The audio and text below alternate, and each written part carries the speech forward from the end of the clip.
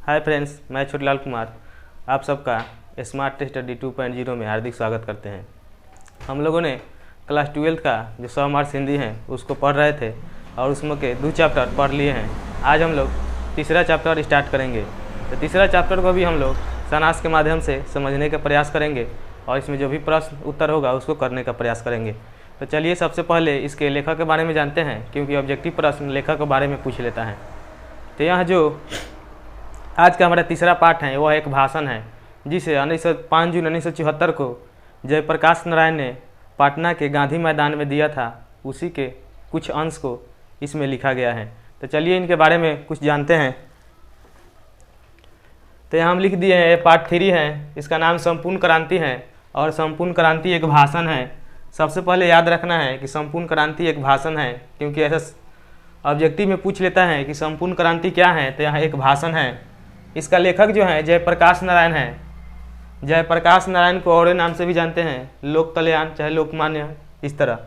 इनका जन्म 11 अक्टूबर 1902 जो स्थान है सिताबदियार गांव और सारण में हुआ था, यानी कि हमारे ही जिला में इनका जन्म हुआ था, सारण जिला यानी कि छपरा में। इन्होंने 5 जून 1974 को पटना के गांधी मैदान में एक भाषण दिए थे। उसी को इस पाठ में लिखा गया है। इनका बचपन का नाम आप याद रख सकते हैं, इनका बचपन का नाम था बाउल। तो चलिए टाइम वेस्ट न करते हुए हम लोग इस कहानी के, इस भाषण के सारांश को समझने का प्रयास करते हैं। तो इस भाषण में जयप्रकाश नारायण ने युवाओं को यानी कि छात्रों को देशभक्ति वाले आंदोलन में भाग लेने के लिए प्रेरित किया है। वे कहते हैं कि युवा ही देश के भविष्य हैं और आगे चल कर ही देश को बागडोर को संभालेंगे, यानी कि जो छात्र हैं वही चलकर आगे नेता, विधायक, CM PM इत्यादि बनते हैं। इसलिए उन लोगों से आग्रह करते हैं कि आप लोग पढ़ाई के साथ साथ जो हमारे देश में जो भी घटनाएं घट रही हैं उससे कुछ जानिए, कुछ सीखिए, ताकि जब आप लोग देश के बागडोर को संभालेंगे तो इस परिस्थितियों को झेलने में बहुत सारा सहूलियत मिलेगी। तो चलिए इस सारांश में संपूर्ण क्रांति जो भी भाषण है इसमें जयप्रकाश नारायण ने यानी कि छात्र और राजनीतिक का वर्णन किया है। इन्होंने अपने पढ़ाई से रिलेटेड भी कुछ इस भाषण में बात किए हैं। वे कहते हैं कि जब मैं पटना कॉलेज से 12th पास करके मैं BHU स्थान को रहते हुए मैंने अमेरिका में शिक्षा ग्रहण करने के लिए चला गया, क्योंकि यहाँ जो संस्थान चल रहा था उसमें जो फंड मिलता था वह अंग्रेज़ों द्वारा चलाया जाता था। इसलिए मैंने 12th करने के बाद उच्च शिक्षा ग्रहण करने के लिए हमने अमेरिका में गया। उन्होंने इस भाषण में अपने छात्र जीवन की जो भी कठिनाइयाँ हैं उसके बारे में भी वर्णन किया है कि जब मैं वहाँ अमेरिका में पढ़ने के लिए गया था, हमारे पास उतना बजट नहीं था कि हम वहाँ रहकर अच्छे से पढ़ सके। इसके लिए हमने बहुत सारे कठिनाइयों से जूझा। जैसे हम वेटर का काम करते थे, दुकान पर भी काम करते थे, जहाँ जानवर को काटा जाता था वहाँ भी काम करते थे। इस प्रकार की कठिनाइयों को झेलते हुए हमने वहाँ अपना पढ़ाई पूरा संपूर्ण किया और उसके बाद यहाँ लौटा।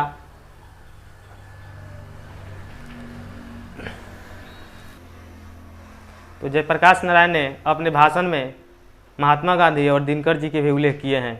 वो कहते थे कि उस समय जब महात्मा गांधी और दिनकर जी किसी आंदोलन के लिए जब प्लान बनाते थे और वह प्लान हमको अच्छा नहीं लगता था तो उन लोगों के मुंह पर ही हम बोल देते थे कि यह हमको अच्छा नहीं लगा। और कहते हैं कि वो लोग बुरा भी नहीं मानते थे और लास्ट में हम लोग एक साथ बैठकर उस पर अच्छे से विचार कर लेते थे। लेकिन आज के युवाओं में ये सब है ही नहीं, देश के प्रति प्रेम नहीं है, देश के प्रति जो भी आंदोलन है उसमें भाग लेने की वो नहीं सोचते हैं, क्योंकि उन लोगों में सहने की क्षमता हो गया है। और सबसे बड़ा वो जड़ मानते हैं कि चुनाव प्रक्रिया में जो भी फिजूल खर्च लाखों करोड़ों की जाती है वही भ्रष्टाचार का जन्म देता है। तो वो चाहते हैं कि एक मतलब दल विहीन लोकतंत्र हो और जनता जो है उसको चुने नेता।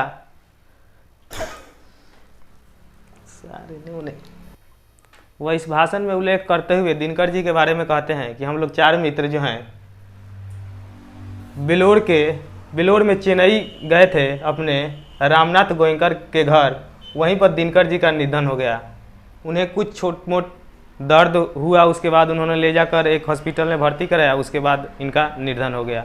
इन्होंने इस भाषण में उस समय इंदिरा गांधी का सरकार था, उनके बारे में भी वर्णन किया है। वे कहते हैं कि हम इंदिरा गांधी से नाराज़ नहीं हैं, उनके द्वारा चलाई गई नीतियों से हम नाराज़ हैं, क्योंकि वो सब ऐसी नीतियाँ चलाए जो जनता के पक्ष में हो और जनता के भलाई के लिए हो।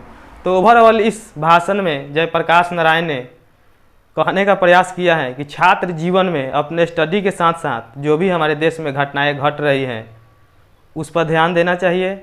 उसके बाद क्योंकि जो विद्यार्थी होते हैं वहीं देश का भविष्य होते हैं, देश के बागडोर आगे चलकर उन्हीं के हाथ में होता है, इसलिए पढ़ाई के साथ साथ राजनीतिक में भी भाग लेना चाहिए।